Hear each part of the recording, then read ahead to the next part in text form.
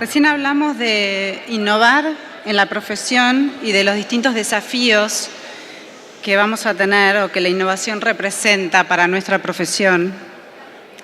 Nos quedó claro que la innovación es un tema de actitud, de mindset, como se habló, de liderazgo, y que más que nada va a estar relacionado no tanto con aspectos técnicos o de conocimiento, sino más bien desarrollar habilidades más bien blandas que tengan que ver con personas, con temas más emocionales. Y sin duda una de esas habilidades, como se habló, va a ser la inclusión y la diversidad, pero también la inclusión de personas con discapacidad. La ONU nos dice que hay más de 1.000 millones de personas con discapacidad en el mundo. Más de la mitad vive en países en vías de desarrollo, como es Argentina. Y esas personas con discapacidad se enfrentan a muchísimas barreras de tipo de actitudinal, físicas, también de información, que les hace muy difícil entrar al mercado laboral. Y todos sabemos que el trabajo dignifica, que el trabajo nos convierte en generadores de actividad económica y que por lo tanto ayuda a reducir la pobreza. Hace muy poquito en IDEA hicimos una encuesta muy rápida sobre la existencia de programas de contratación de personas con discapacidad en las empresas y en los estudios jurídicos.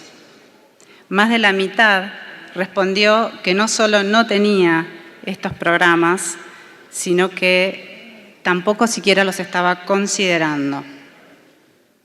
Solo el 4% de los que fueron encuestados mencionó o dijo tener en sus equipos alguna persona con discapacidad. Claramente hay un espacio enorme para el cambio, para innovar, en la medida que queramos ser protagonistas. De eso se trata el panel que sigue y los dejo con Pancho Rollero. Bueno, esto es como la introducción de la introducción. Más allá de que en el programa se van a llevar 2 fotos mías que dicen que soy moderador, eso es porque soy fotogénico, yo no voy a moderar nada. Hoy los protagonistas en este rato van a ser los oradores que tenemos, que son de lujo. Y como dijo Mariana, vamos a hablar de inclusión y de inclusión de personas con discapacidad y de inclusión de personas de sectores vulnerables, tema que no hemos tratado prácticamente en nuestra red y que consideramos muy importante y que queremos hacerlo desde lo que ha sido el lineamiento para todo el día de hoy, que es desde el protagonismo, ¿no? Vamos a escuchar historias que nos van a conmover, pero queremos que más allá de que nos conmuevan, nos muevan a hacer algo, ¿no? A ser protagonistas en estos temas. Por eso no voy a decir más nada, me voy a ir del escenario y los voy a dejar con Constanza Orbaiz. Constanza es psicopedagoga, trabaja en colegios, trabaja en su consultorio y me dijo, y doy muchas charlas. Así que, Constanza, todo tuyo. Bueno, buenas tardes a todos. Estoy muy contenta de estar hoy acá con ustedes. Cuando me hablaron de ideas y me hablaron de la propuesta de hablar de inclusión laboral, enseguida vino a mi mente situaciones vividas cuando yo ya había terminado la carrera. Yo me recibí en diciembre del 2011, después de 8 años de un inmenso esfuerzo de romper barreras, de abrir caminos, de preguntarle a profesores si me podían dar oral, de conocer gente extraordinaria que se metió los prejuicios en el bolsillo y me aceptó. Yo había terminado y me había recibido de psicopedagoga. Vinieron los huevos, la harina, la salsa de tomate de una amiga que gentilmente se encargó de meterla justo entre mi buzo y mi remera. Y la harina, que, bueno, yo hubiera podido hacer una pizza con todo lo que tenía dentro mío. Mis padres, y mi familia y los amigos de mis padres llenos de orgullo. Había tocado tierra después de una larga travesía que fue la facultad. Y ahora recuerdo que nos fuimos de vacaciones y yo tenía la pésima idea de meterme en un portal de empleo, eso de las 19 horas. Buscaba psicopedagogía y caía en todas las ofertas. Y yo me angustiaba, porque pensaba que ninguna era para mí. Recuerdo ese verano, recuerdo esas metidas en la computadora, esa angustia. Los meses pasaron y empezó la época de mandar currículum. Yo estaba frente a la computadora, leía mis datos y de repente una pregunta vino a mí, fundante. ¿Digo que tengo para una discapacidad? En ningún lado de mi currículum dice eso. Encima de todo, tengo parálisis cerebral. No conozco una discapacidad con peor fama que esa. ¿Quién corno me va a querer? Y un día me animé. Mandé el currículum y me contestaron, pobres. No sabía que venía con sorpresa. Me puse la mejor picha, me pedí que me planchen el pelo y fui a la primera entrevista. Hola, ¿cómo estás? Y yo tenía ganas de decirle, yo sé que vos la estás pasando peor que yo.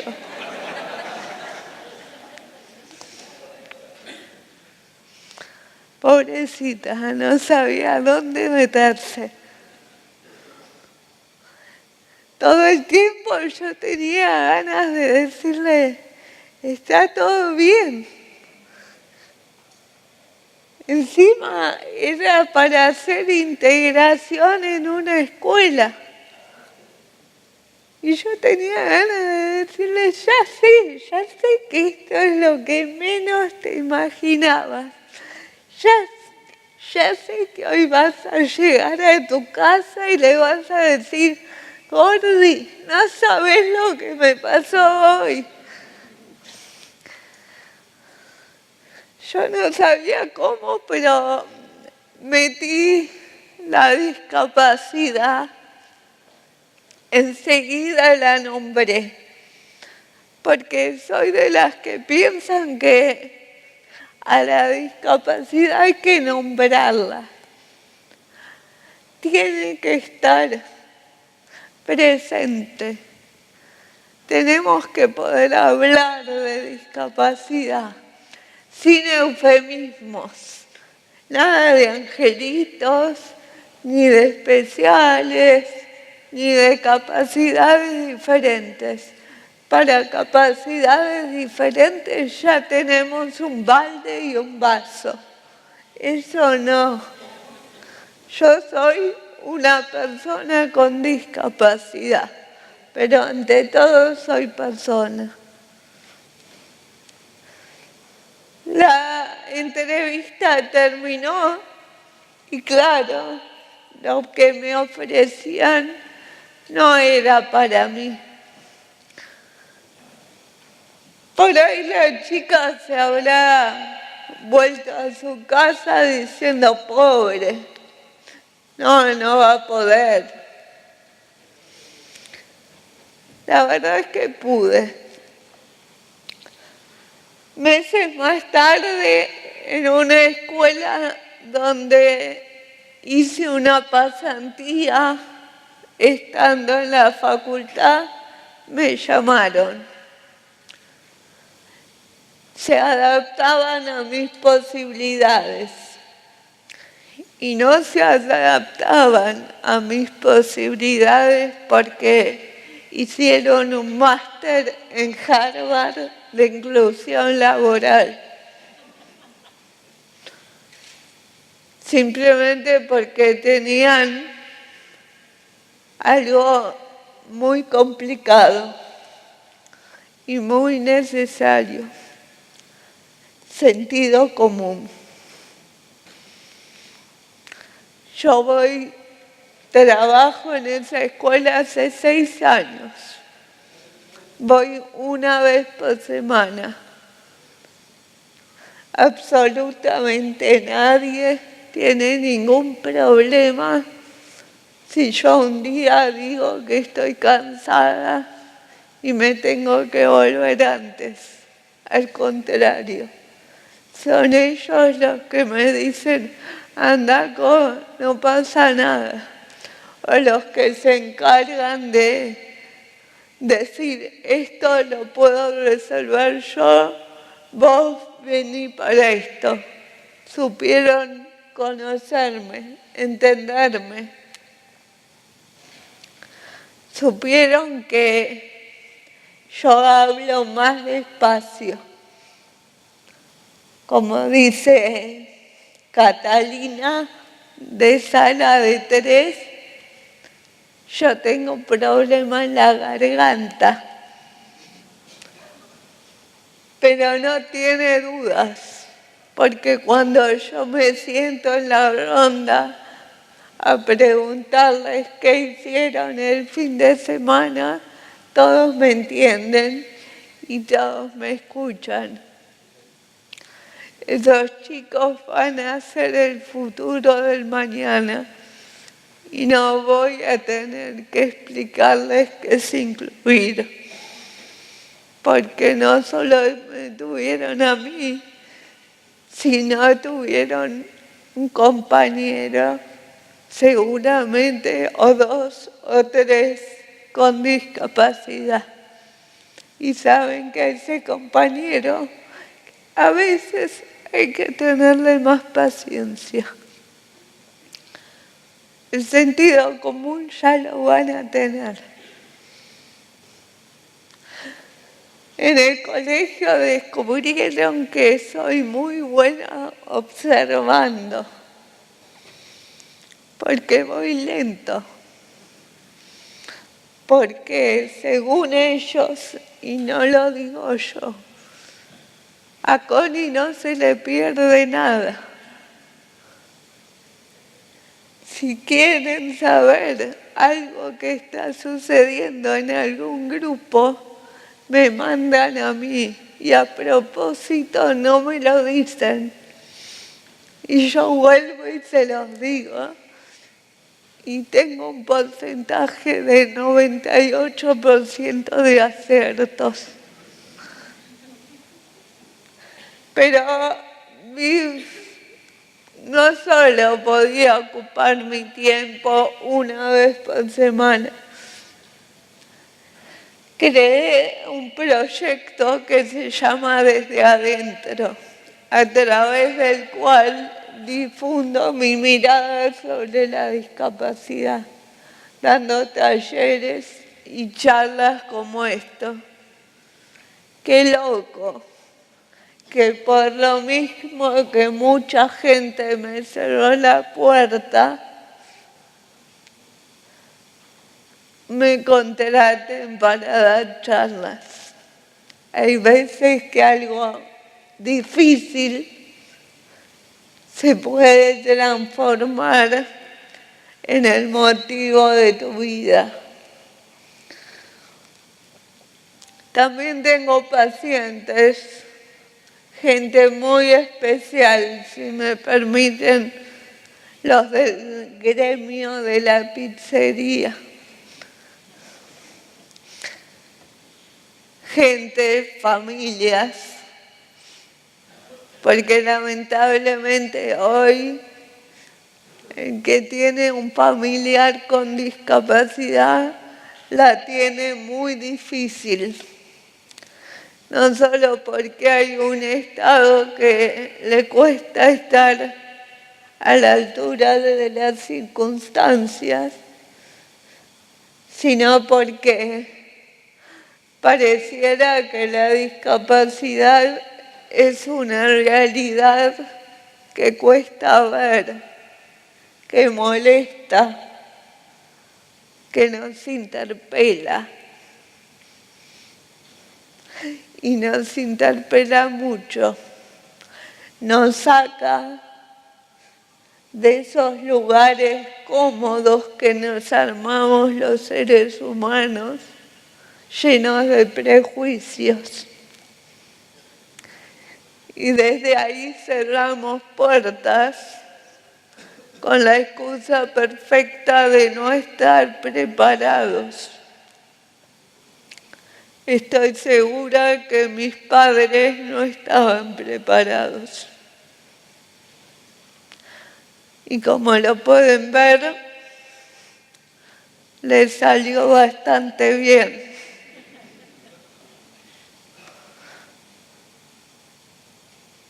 Por eso, hoy, para cerrar, lo único que les pido es abramos la mirada.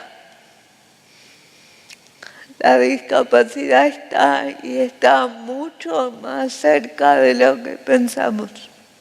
Un familiar, un vecino, un hijo de un amigo. No cerremos las puertas a quienes el día de mañana pueden ser conocidos. Y si no son conocidos, tampoco las cerremos, porque quizás en nuestra empresa nos vendría bien un observador que no se le pierde nada, que ve más allá, justamente por ir más despacio. Muchas gracias. Soy Marie-Claire Chevalier, soy directora de legales de Accenture y hoy quiero presentarles a una amiga, es abogada, diploma de honor de la Facultad de Derecho de la Universidad de Buenos Aires y actualmente trabaja en el Ministerio de Relaciones Exteriores en el área de recursos humanos y vamos a charlar un ratito. Vamos. Bienvenida Cecilia Gandía.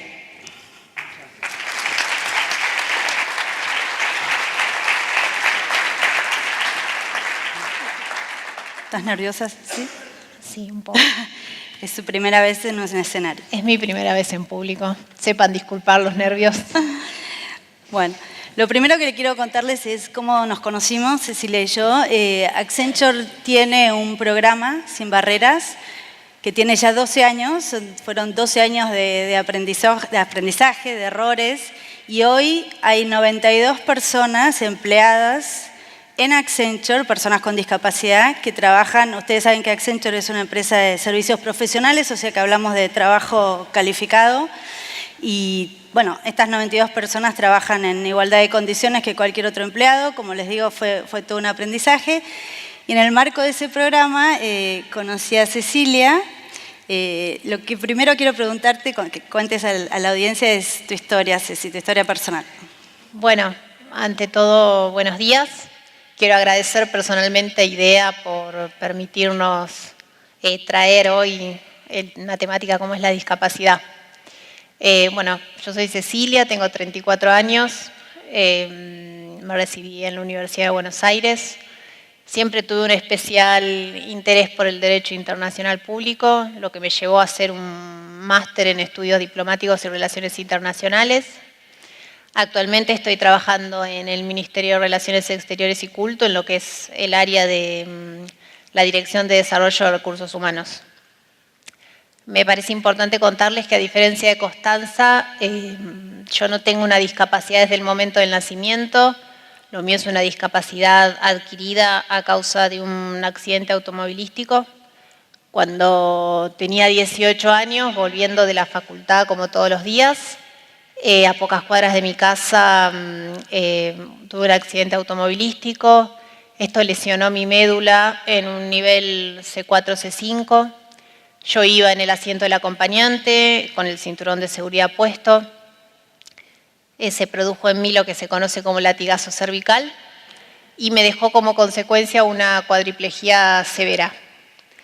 Para que puedan dimensionar la gravedad de la lesión, por encima de un nivel C3 se considera incompatible con la vida. Bueno, me operaron, me estabilizaron la columna con una barra de titanio. Tuvieron que entubarme porque yo no podía respirar por mis propios medios. Y bueno, recién al mes pude ir a rehabilitación dentro de la misma clínica. Los primeros años fueron los más duros. Para que tengan idea, me tenían que ayudar entre 4 personas para pasarme a la silla para poder ir a rehabilitar. Los primeros 6, 8 meses son los más importantes después de una lesión porque estamos en lo que se conoce como el periodo agudo y es donde uno va a poder recuperar aquello que quedó sano después de la lesión. En mi caso, en ese tiempo y en los años que vinieron después, recuperé mi movilidad en los miembros superiores, a predominio izquierdo, a pesar de que soy diestra de nacimiento, y también lo que es el control de tronco. Bueno, tuve que aprender a hacer lo que podía de una manera distinta. Me tocó volver a mi casa 1 año y 3 meses después del accidente, a una casa que no estaba adaptada para una persona con discapacidad, que por su disposición no se podía adaptar y de la que finalmente me termino mudando muchos años después. No les voy a mentir, los primeros años fueron los más duros para mí y para mi familia. En lo personal, atravesé una profunda depresión, seguida combinada con una anorexia nerviosa que me hizo llegar a pesar 39 kilos, midiendo 1,73 m. Realmente el panorama era desesperante y lo único que me mantuvo a mí a flote fue mi familia. Yo estoy donde estoy gracias a mis padres, que nunca me dijeron que yo no iba a poder lograr lo que me propusiese. También gracias a mi novio, que hace 10 años que estamos juntos, que yo lo conozco después del accidente y que me demuestra día a día que la discapacidad no tiene por qué ser un limitante. En lo laboral, que es para lo que estamos acá, puedo realizar cualquier tipo de trabajo intelectual sin ningún inconveniente. Gracias a las adaptaciones que poseo, puedo manejar cualquier dispositivo electrónico, computadora, WhatsApp, celular, redes sociales. Siempre estoy acompañada de un acompañante que lo que hace es ayudarme a resolver las cuestiones prácticas que se pueden presentar en lo que es la jornada. Eso es más o menos mi historia. Gracias por contarnos. No. Y a pesar de ese hecho tan traumático, te recibiste de abogada, te recibiste de abogada con diploma de honor. ¿Qué factores pensás hoy que te ayudaron a lograr eso? Bueno, les cuento que yo tuve el accidente un 25 de junio del 2002. Pasó menos de un mes. Pude rendir la última materia del primer cuatrimestre del CBC. Al día de hoy sigo sin entender bien cómo pude hacerlo, habiendo pasado tan poco tiempo del accidente, con todo lo que eso implicó. Lo que sí puedo asegurar es que yo no tenía noción de la gravedad de la lesión y de lo que iba a significar para mí. Debo resaltar el papel que jugó en mí la Universidad de Buenos Aires. Me constituyó mesa tanto para que yo pudiera terminar el CBC, también rendí 8 materias de la carrera libre. En cada una de esas oportunidades, la Universidad de Buenos Aires me constituyó mesa en mi domicilio. Yo no estaba en condiciones ni físicas ni psíquicas de ir a cursar. Así que merece mi especial reconocimiento una institución que supo acompañarme y me permitió seguir estudiando a pesar de todo. Bueno, finalmente 8 años después del accidente pude volver a cursar. Les cuento que la Facultad de Derecho está lo suficientemente adaptada para que una persona con discapacidad pueda acceder a la mayoría de los lugares. Rendí en forma oral toda la carrera y el práctico lo tuve que hacer en un CGP en La Boca, porque al día de hoy, aunque a uno le cueste creer, el práctico que se dicta en la Corte, en el Tribunal de Justicia, no está adaptado para una persona con discapacidad. Pero lo lograste. Y uno tiende a pensar que la Universidad de Buenos Aires, siendo tan gigante, tan burocrática, con profesores con remuneraciones malas, no tienen mecanismos para que una persona vaya a un hospital, un profesor del CBC o de la facultad vaya a un hospital a tomar un examen y bueno, y no siempre es así, es decir, hay estas pequeñas historias que emergen. Nos toca ahora hablar un poco de lo que ya introdujo Constanza, que es la búsqueda laboral, es decir, cuando uno finalmente se recibe y sale al mundo, cómo es para una persona con discapacidad en nuestra profesión. Y antes que eso, les cuento a todos cómo fue la entrevista que yo tuve con Cecilia. Piensen que yo estoy en un marco donde digamos, tengo muchos asesores a mi alrededor en Accenture, entonces me mandan el currículum, que por supuesto, como Constanza, es un currículum normal, digamos, sin ninguna caracterización de la discapacidad, y en el caso nuestro, un informe tenía yo de Cecilia, que sí hablaba de un asesor sobre su discapacidad, más que nada para describirla y ver qué necesita, qué ayuda necesita la persona para trabajar. Bueno, mi reacción cuando leí el informe fue básicamente un no. Es decir, recuerdo que me impactó, pero dije, es imposible. O sea, esta persona, yo no la conocía, solo veía una foto sonriente, me acuerdo, y dije, no puedo entrevistarla porque no podemos darle trabajo. Esa fue mi reacción. Alguien mucho más sabio que yo me dijo, conocela, abrí tu mente, no conocela. Y bueno, cuando yo entré a la sala donde estaba Cecilia, digamos, lo que les puedo contar es el abismo que había entre lo que mi cerebro y mi prejuicio la imagen que me había reproducido y la persona que yo tenía delante, porque yo había leído un informe. Bueno, y para mí fue sin duda la entrevista que yo que recibí, donde más aprendí sobre mis limitaciones, sobre mis prejuicios y además sobre esta cuestión de siempre hay que decir que sí, siempre recuerdo el conocerla. y tiene que ver con un poco haber empezado. Cecilia no quiso, finalmente no aceptó un trabajo en Accenture porque empezó a trabajar en donde ella quería, que era el Ministerio de Relaciones Exteriores. Igual seguimos en contacto y bueno, y tiene que ver también con que hoy ella esté aquí contándoles a todos. O sea, habla también un poco de las oportunidades y decir que sí. Contanos ahora para vos cómo fue salir al mundo laboral y buscar trabajo de abogada. Bueno, yo me recibo en el 2015. Justo ese año se abren los concursos para el Ministerio de Relaciones Exteriores y Culto. Por si hay alguno que no sabe, el Estado tiene la obligación de contar dentro de lo que es su planta permanente con el 4% de empleados con discapacidad, así que los puestos están. Sin embargo, debo remarcar que, por lo menos en mi experiencia, los puestos reservados para personas con discapacidad son las categorías más bajas. Pero bueno, me presento, paso todas las instancias sin ningún inconveniente.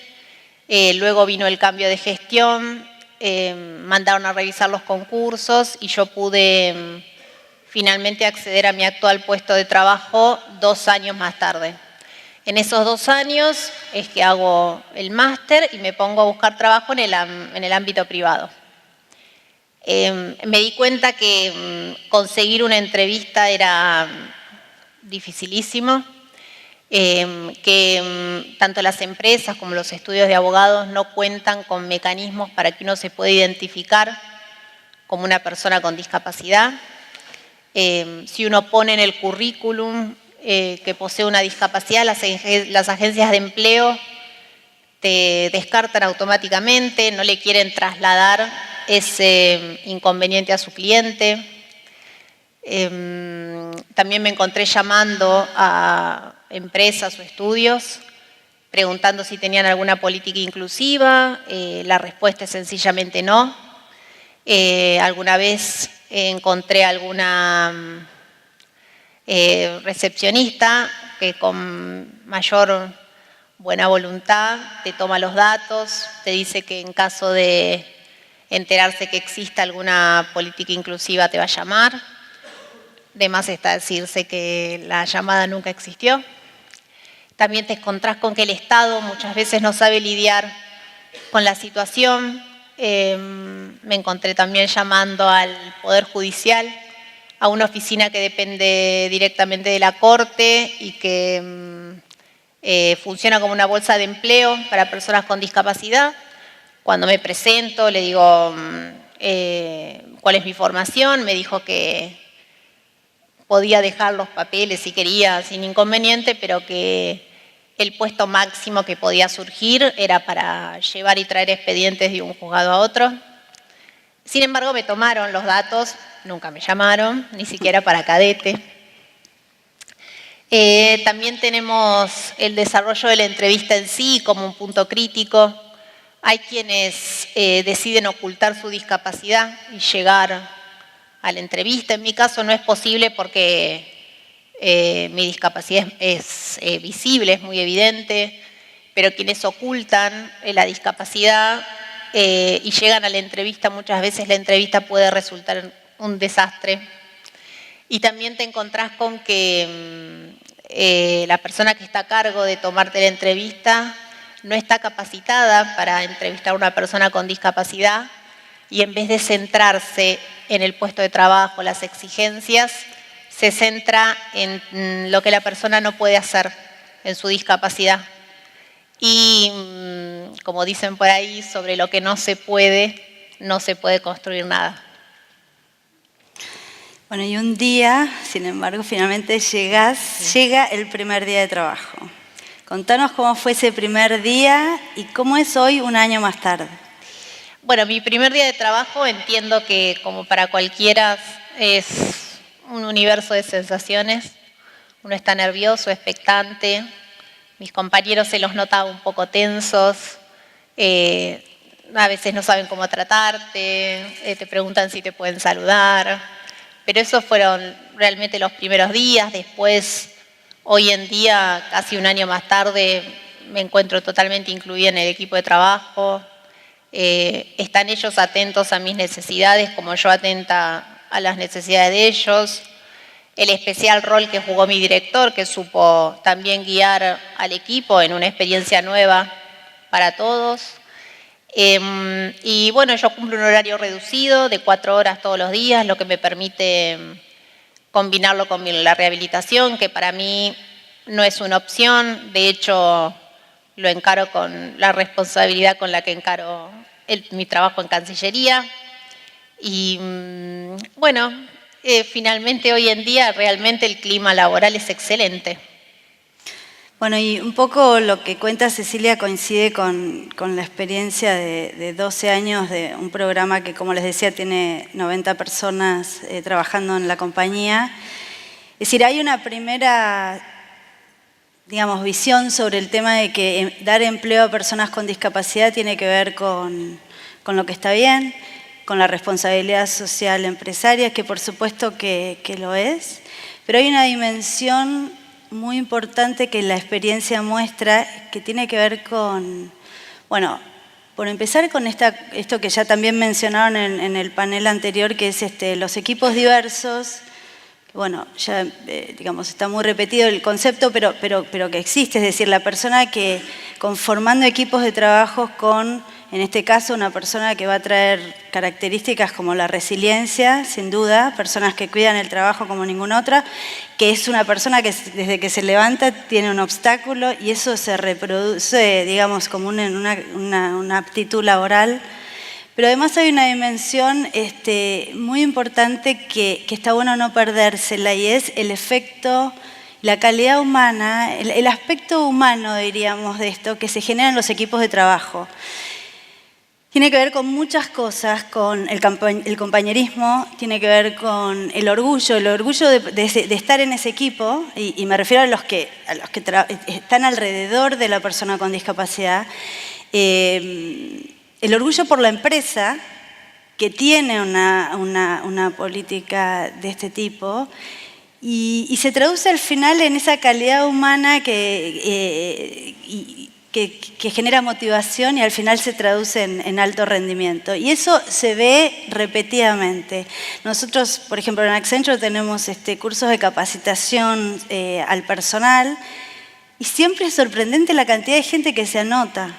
Como uno tiende a pensar que no va a ser así, y hay muchísimo interés y ganas de colaborar, porque es esto que les digo, calidad humana en su mejor expresión. Y entonces está bueno al final no perderse eso también.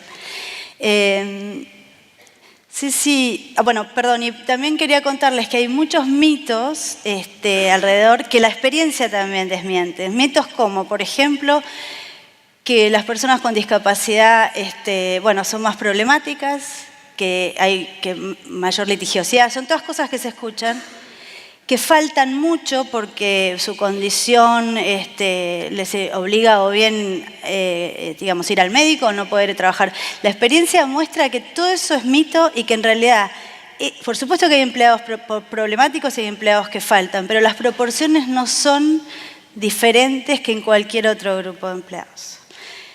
Sí, muchas gracias por estar acá. Como palabras finales, te quiero preguntar, no hay duda que todo el mundo en esta sala quiere hacer algo para dejar un mundo mejor para sus hijos, para las generaciones futuras.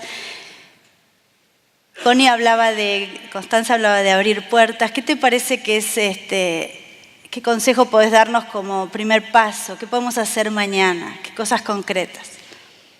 Bueno, como primer paso les diría que tengan una respuesta institucional, que revisen sus canales de reclutamiento, que cuando una persona con discapacidad se postula a algún puesto, la respuesta no sea un no de entrada, que le entrevisten. Para nosotros llegar a una entrevista es un paso enorme. También les podría decir que se propongan como objetivo contratar a una persona con discapacidad en el próximo año, que se permitan vivir la experiencia, que muchas veces no es discriminación, es miedo a lo que uno no conoce, que si la persona no funciona se tiene que ir, que no hay que ponerle una carga emotiva más allá de la que tiene, porque de lo contrario uno cae en el asistencialismo, que es lo que uno quiere evitar. Uno no quiere ser visto como objeto de asistencialismo, sino como sujeto de derecho. Les puedo asegurar que el impacto que genera el tener trabajo en una persona con discapacidad, en su familia, en su entorno, es enorme. Que como a todos, poder trabajar, sentirse incluido, útil, a uno lo hace mejor persona. Y por último, creo que tenemos que tener conciencia como sociedad que la discapacidad la definimos entre todos y que si generamos políticas más inclusivas o espacios de trabajo más abiertos y en definitiva la discapacidad tiende a desaparecer. Así que, bueno, muchas gracias y bueno. Gracias, Ceci. Aplauso para Ceci. Gracias.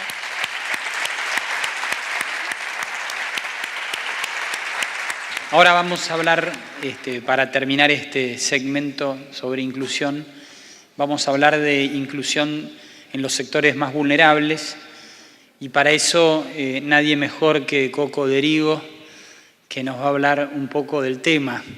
Para los que no lo conocen, Coco es abogado, trabajó en la justicia penal muchos años y desde hace 9 años, jugó al rugby desde los 9 y hasta los 35 años en el SIC y desde hace 9 años entrena el equipo de los Espartanos, que es un equipo de rugby formado por personas privadas de su libertad.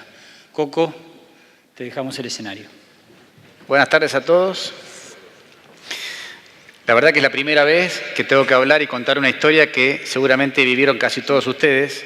Salimos del colegio, empezamos a estudiar en la facultad, Derecho, empecé a trabajar en tribunales de meritorio de entrada, así que es una historia que la podían contar muchísimos de ustedes, veo mucha cara conocida. Bueno, en el Poder Judicial trabajé casi 15 años con varios de ustedes. Tratábamos con personas detenidas y la verdad que nos llenaba de orgullo trabajar para la justicia. La plata nunca tuvimos que pensar en ella.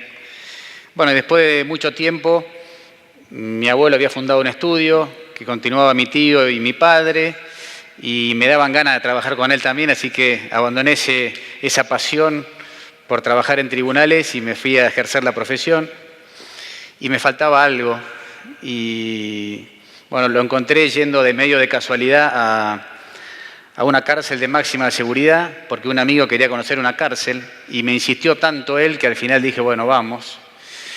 Y lo que vi ahí con él no nos gustó nada. Y nos fuimos y dije, acá hay que hacer algo. Y ese hacer algo no se me ocurrió otra cosa que hacer un deporte y el deporte que me había hecho muy bien era el rugby. Y dije, un día volví y bueno, le ofrecí al director enseñarse a jugar al rugby. Me sacó corriendo. Digo, vos querés traer un deporte violento con personas extremadamente violentas, no va. Bueno, después de tanto insistir yo a él, un día nos dejó entrar. El que me había llevado por primera vez no quiso venir conmigo, tuve que llamar a otro. Ese otro era un segunda línea que me 2 metros 10, 100 kilos, se retiró hace poco. Creo que le contaron más o menos 40 tarjetas amarillas en toda su carrera. Así que era mi mejor aliado en esto, era ir de la mano de él.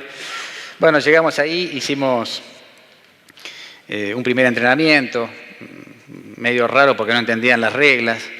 Podían ser violentos, pero dentro de reglas, era de la cintura para abajo, podían taclear. Esto era la cancha en su momento. No dan muchas ganas de participar ahí. Si yo, escuchando lo que venía escuchando recién, y les hago una pregunta inicial, y si me contestan con sinceridad, solamente levantando la mano, les voy a poner uno de los más de 600 personas que pasaron por ahí. Les puedo poner uno de ejemplo, pero los cuentos se repiten. Una persona que en su casa vivió mucha violencia, después empezó a robar, instituto de menores, cárcel de mayores, siguió con los robos cada vez más importantes, robo con armas, y un día le dijeron vas a estar 6 años preso. Si esa persona sale, por decir, hoy en libertad, después de haber vivido toda esa vida, con sinceridad levante la mano, ¿quién le daría trabajo? Una, vamos. Está filmado acá, ¿eh? Ya son ustedes dos, Mary Claire, ya están las dos, 3. Bien, hasta ahí. Sigo con el cuento, acordémonos de esta pregunta.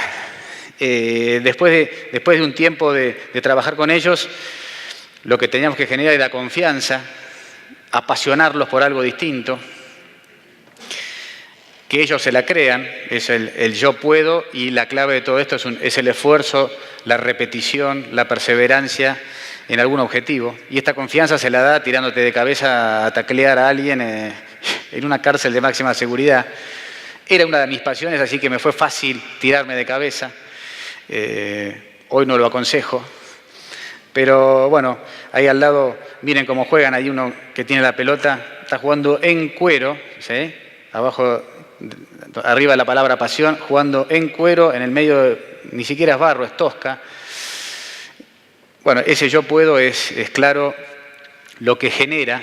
Yo puedo taclear a un gigante, el de la foto de ahí mide 1,62, le dicen el nombre tacle, es el tipo que más taclea, es decir, yo puedo torcer la historia. Es decir, ¿cómo yo voy a derribar a un grandote de casi 2 metros de 100 kilos? Bueno, se empezó a entrelazar todo esto de creerse que las reglas, ¿sí?, de la cárcel hay que cumplirlas, más allá de que tengan buenos argumentos o no.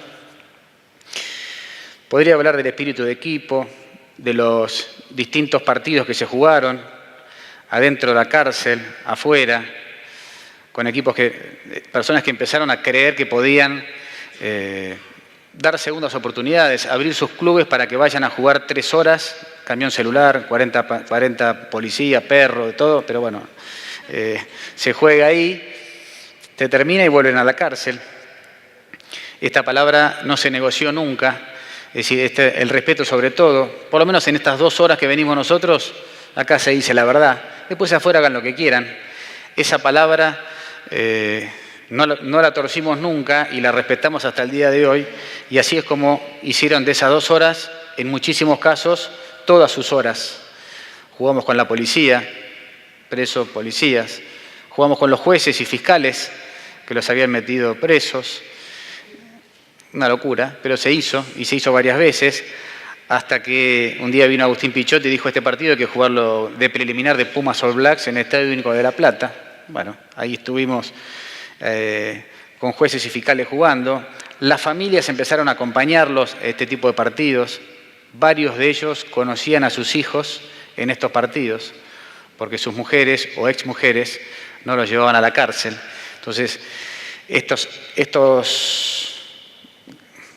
por decir, momentos únicos se viven también ahí. Este tipo aparece siempre, pero bueno, sigamos. Le agregamos la reflexión, la espiritualidad, empezamos a rezar el rosario.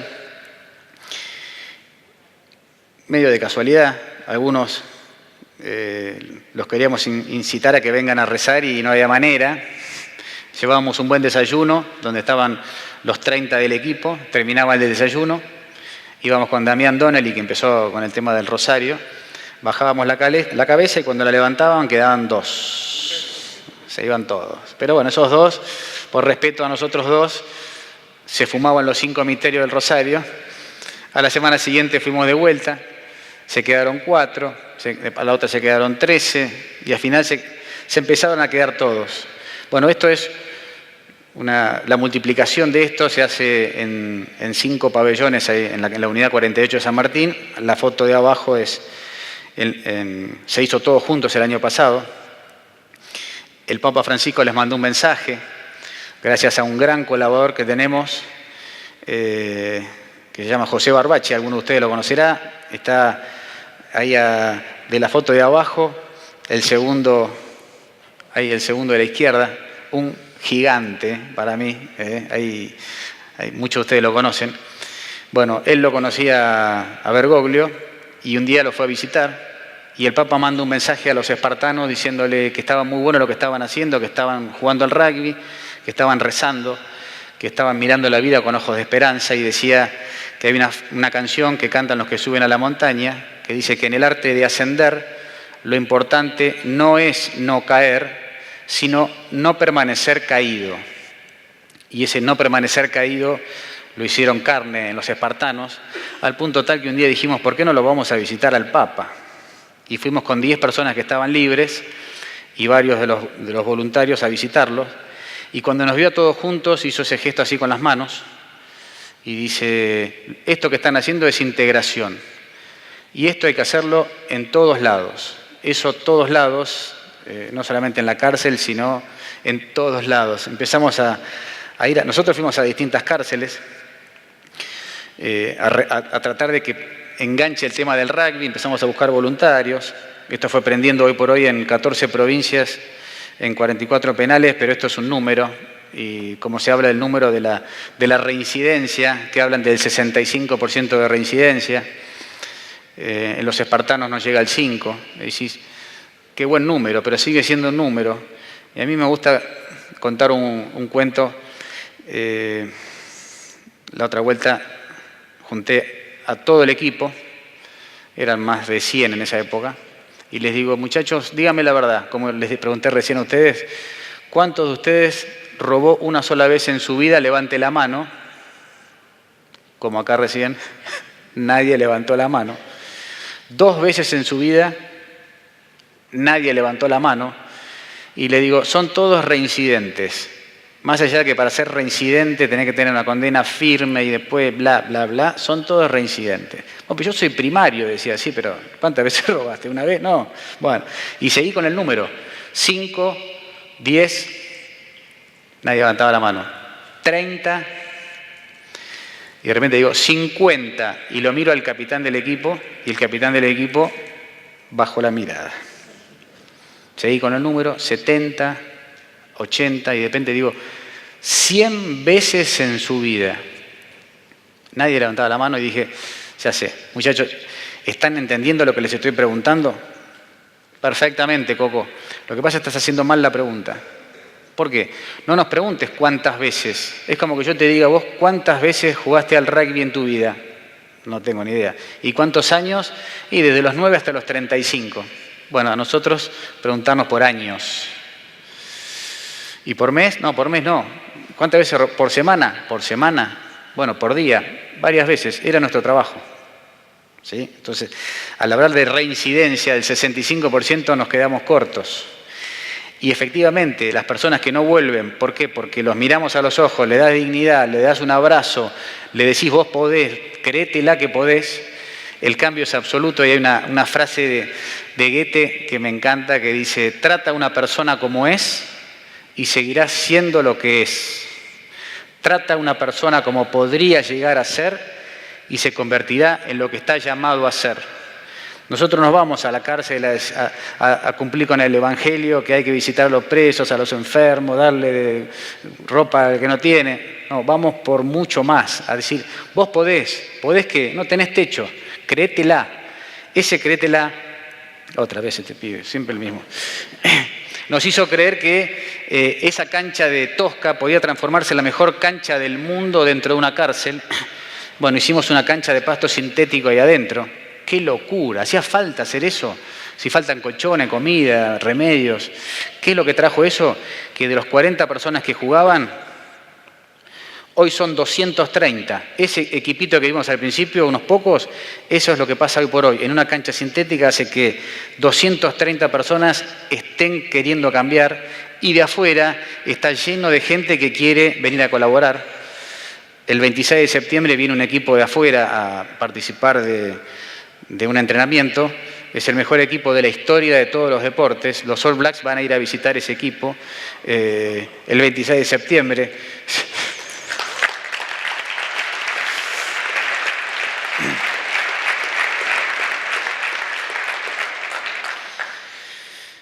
Y esto dijimos, ¿por qué no lo hacemos en las distintas cárceles a donde vamos? Un montón de gente nos empieza a creer. El convencido convence. Bueno, esto es, podemos hacer canchas en todo el país. Estamos haciendo canchas en todo el país gracias al apoyo de un montón de gente, empresas que se animaron a dar segundas oportunidades. Y esa es la mejor manera de tener un montón de gente ahí practicando un deporte que a la vista parece violento, pero tiene muchísimo a favor. Empezamos a meter la educación y la salida laboral, que venía de la base de estamos construyendo también aulas porque no había espacios. Bueno, todo lo que se te va ocurriendo de por hoy empiezan a ver el apoyo porque ven lo que pasa afuera. ¿Qué es lo que pasa afuera? Clave, el empleo. ¿Sí? Repito, ¿quién le va a dar trabajo a alguien que salió, como el cuento de recién? Yo tengo dentro hoy del equipo, hay 230 jugadores en una cárcel de máxima seguridad. Imagínense lo que debe ser el capitán de ese equipo para ser el jefe de 230 personas que están ahí por ser los peores de toda la zona norte. ¿Sí? ¿Se lo imaginan? Barra brava, 2 metros. ¿Sí? Y como el sapo, no sé si vieron El Marginal, el sapo que dirigía desde el costado. Imagínense lo que debe ser el capitán de un equipo como este para comandar tanta gente. A mí me hubiese encantado que el testimonio, como lo dieron hace un ratito Constancia y Cecilia, lo de el capitán del equipo. El capitán del equipo, efectivamente, tuvo una infancia violenta, estuvo preso en Instituto de Menores, en Instituto de Mayores, está hace 6 años preso, y le empezaron a dar salida transitoria. El mes pasado podía salir unas horas y volver. Esas horas las podía utilizar para contar su testimonio. Bueno, el capitán de los espartanos está por acá. Gaby, si querés pasar.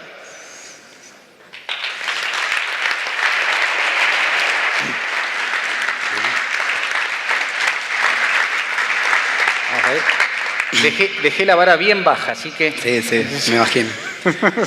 Bueno, la verdad que estoy un poquito nervioso, casi tiro el agua recién acá atrás. Bueno, para ir arrancando, quiero que se imaginen ustedes lo que es estar en un lugar, una celda, ¿no? Digamos, de 4x4, donde hay mucha tristeza, donde hay mucho rencor, ¿no? La verdad que hay mucha maldad también.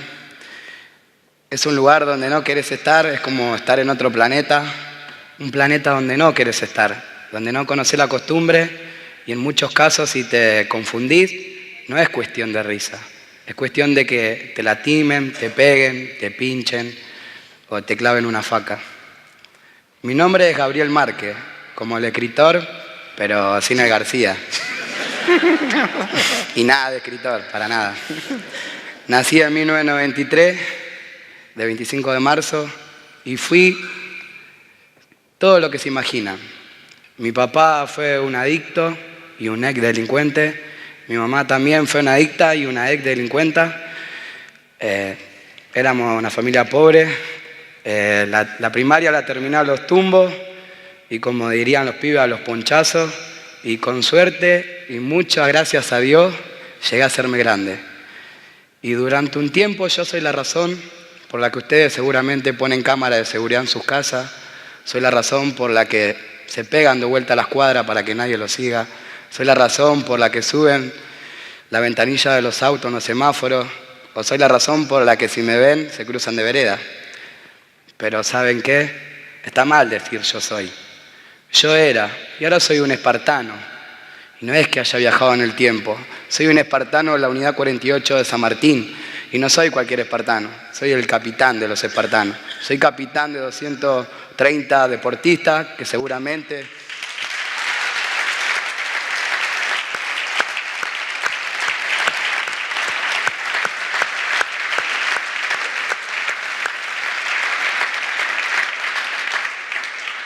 que seguramente para la sociedad sean uno delincuente, uno malviviente o uno negro de M, ¿no? Pero para mí no son nada de eso. Para mí son forward, son 3/4, son segunda línea, son apertura, son medio crown, son winner, son fullback. son primera línea, que en nuestra vida ser primero en algo es un cambio muy enorme. Y todos quieren cambiar. Y yo también cambié. Y por eso estoy acá hablándole a ustedes. Porque ustedes con sus vidas también tienen el desafío del cambio. Muchas veces si no cambiamos no tenemos futuro. Y si yo, que soy solamente un espartano, jugador de rugby, pude cambiar como para poder estar hablando acá, ¿cómo no van a poder cambiar ustedes si lo tienen todo a favor, no? La verdad que es la primera vez que estoy en un lugar tan lindo y una banda de personas muy linda como ustedes. Yo me siento, la verdad, así vestido. Y la verdad que tengo un equipo muy hermoso y gracias al rugby, hoy yo me siento una persona diferente. Gracias al rugby, yo no conocía el rugby, lo conocí estando privado de mi libertad. Y gracias al rugby me dio las herramientas para poder cambiar de vida y pensar diferente y seguir la vida de diferente manera, ¿no? ¿Quién te espera afuera? ¿Quién te espera afuera? Afuera me espera mi hija, mi papá, y bueno, vivo con mi papá porque se separaron cuando yo tenía 6 años y bueno, me esperan ellos, que la verdad que los extraño un montón. En este momento tendría que estar con ellos, pero quería venir acá a contarle un poco de los espartanos, porque la verdad que esto sí nos ayudó a cambiar y a un montón de chicos, porque un montón de chicos no volvieron a reincidir, están trabajando, están siendo ejemplo para demostrarle a todas las personas que pensábamos que éramos unos soretes. Hoy somos personas que queremos salir adelante con sacrificio y esfuerzo, trabajando y bueno, todo esto gracias a la oportunidad que nos dio Coco, el rugby y todas las personas que creen que nosotros sí cambiamos y la verdad que esto ayuda un montón. No sé qué más decir. Perfecto, ¿Qué más? está bien. Quédate.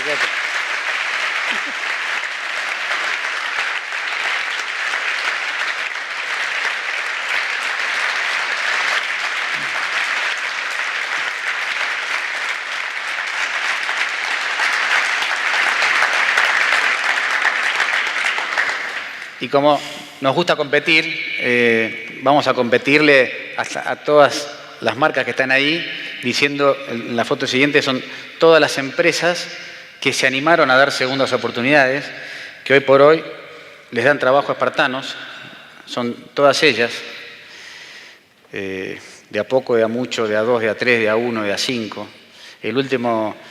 La última incorporación es YPF, que contrató a 3, medio pensándolo, les contestaron muy bien, ¿sí? Y ahora se llevaron a 9. Y que el reconocimiento que fueron haciendo varias de estas empresas, que no sé si quieren estar en esta foto, se la pusimos nosotros, ¿sí? Fueron más allá, se lo llevaron a su casa, se llevaron a su empresa y se animaron a más. Han pasado más de 130 personas por todas estas empresas. Han rotado, algunos se quedó dormido 3 veces, echalo, no hagas diferencias. Nosotros no queremos que salga ni un día antes de la cárcel. Si el juez dice que sí, fantástico. Pasó algo con Gabriel, que me llaman del juzgado, me dicen, doctor Coco, así. Ya bajé a... Yo no lo puedo creer, era el doctor Derigo, pasó al doctor Coco del juzgado, no voy a decir dónde, de provincia, y me dicen, bueno, me parece que le vamos a dar salidas transitorias a Gabriel Márquez. ¿Usted qué opina? Me parece que no. ¿Cómo que no? Y yo no quiero que salga ni un día antes, si digo que sí a él, que todos los demás, esto es herramienta para el día de mañana, no para que salgan antes. Si no, estamos confundiéndonos. Hay un montón de víctimas afuera. ¿Y qué le decimos? ¿Estamos trabajando para que se vayan antes? No. Se quedó duro. Si se lo ganó, dénselo. Si no se lo ganó, pero si me pide opinión, yo digo que no. Bueno, gracias. Llego al martes siguiente a la cárcel y me atajó Gaby. No sé qué me dijiste. Decilo. Coco, ¿por qué le dijiste que no a mi juez? Si yo hace 5 años que me vengo raspando a full, vengo entrenando a un montón de chicos, vengo demostrándole que la verdad que sí se puede cambiar, que se puede ser mejor persona. Yo la verdad que, Coco, a vos te quiero un montón y me parece raro que le digas que no a mi juez, ¿no? Pensé que era mi amigo. Y bueno, la verdad que mi juez notó el cambio, notó todas las cosas buenas que hice gracias al rugby. Y bueno, gracias a Dios hoy estoy acá, en este lugar tan lindo. No a mí. No, para nada, para nada. Bueno, bien. Y bueno, esto sigue, esto se multiplica, esto es volver a hacer la misma pregunta inicial. ¿Cuántos de ustedes se animaría a proponer a Gaby en algún trabajo? No, mira, ¿sí? ¿Quién está para levantar la mano? Muchas gracias. Mira.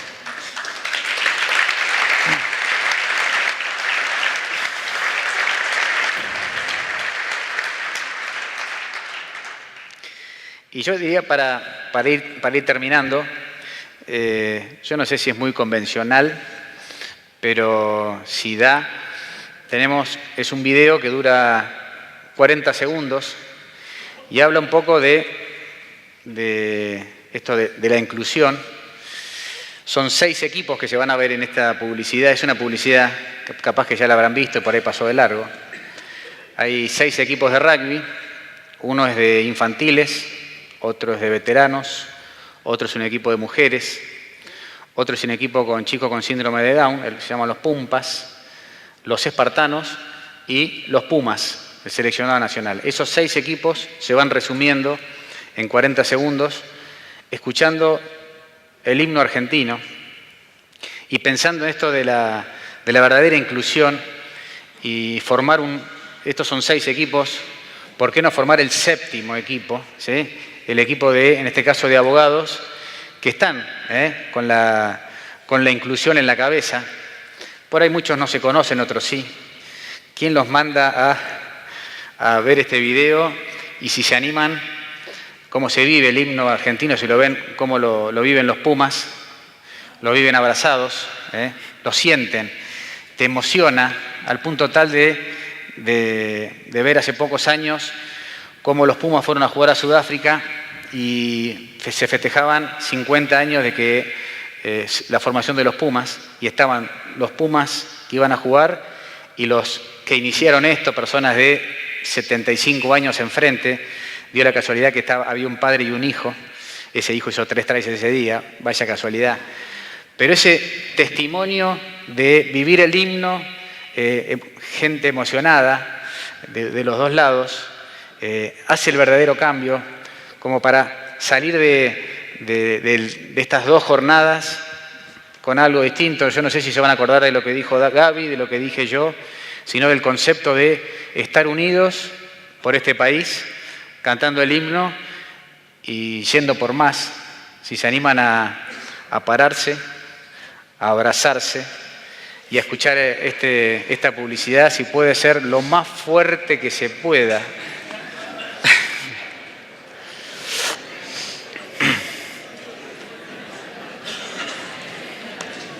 Por lo general, tenemos que ponerlo 2 veces, porque la primera vez lo miran y no lo viven, y la segunda vez lo viven de verdad. Si estamos listos, vamos. Yo le tengo fe que en la segunda no van a parar de moverse, ¿sí?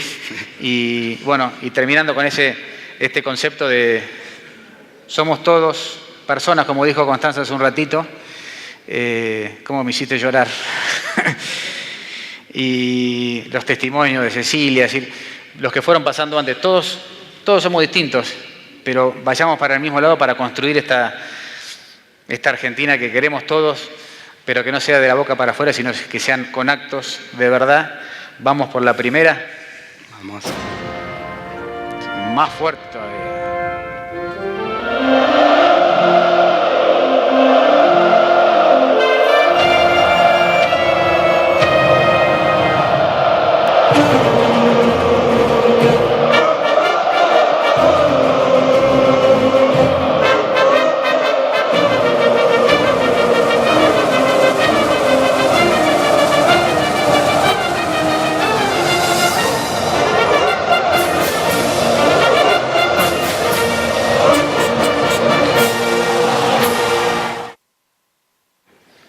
Lo vivieron.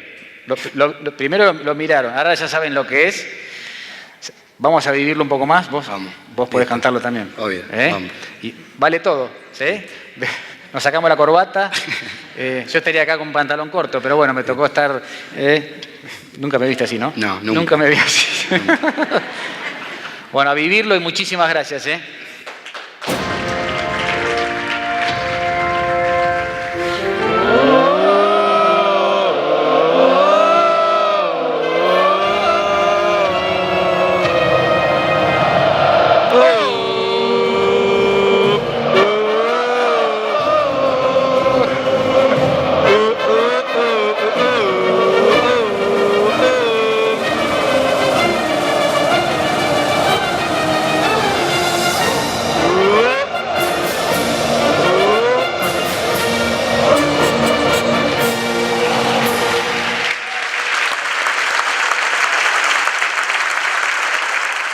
Ojalá que, como dijimos al principio, no solamente estas historias nos conmuevan, sino que nos lleguen a ser protagonistas y por eso desde la Red de Abogados IDEA nos comprometemos a trabajar en esto.